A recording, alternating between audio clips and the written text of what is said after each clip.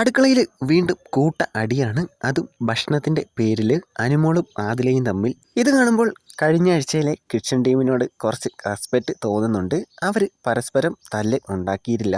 അനുമോള്, ആദില, നൂറ ഇവർ തമ്മിൽ പരസ്പരം വഴക്കുണ്ടാക്കുന്നത് ഇവർ അഭിനയിക്കുന്നതാണ്, പ്രേക്ഷകരെ മണ്ടന്മാരാക്കാൻ വേണ്ടി. ഇന്നത്തെ പ്രശ്നവും പുതിയതൊന്നുമല്ല, ഡേ 1 തൊട്ടുള്ള പ്രശ്നമാണ്. അനുമോള് കറക്റ്റായിട്ട് എല്ലാവർക്കും ഈക്വലായിട്ട് ഫുഡ് വിളമ്പുന്നില്ല. അത് ചോദ്യം ചെയ്യുന്ന ആദില. എന്തൊരു ചീപ്പ് വർത്താനമാണ് ആദിലയുടെ. നീ എല്ലാം കൂടെ അണ്ണാക്കിലേക്കിട്ട് വെള്ളമൊഴിക്ക് എന്നാണ് ആദില പറയുന്നത്. കാണുമ്പോൾ തന്നെ എന്തൊരു ഇറിറ്റേഷനാണ്. എന്നിട്ട് രണ്ടും കൂടെ അങ്ങോട്ടും ഇങ്ങോട്ടും പാത്രത്തിൽ പിടിച്ച് വലിക്കുകയാണ്.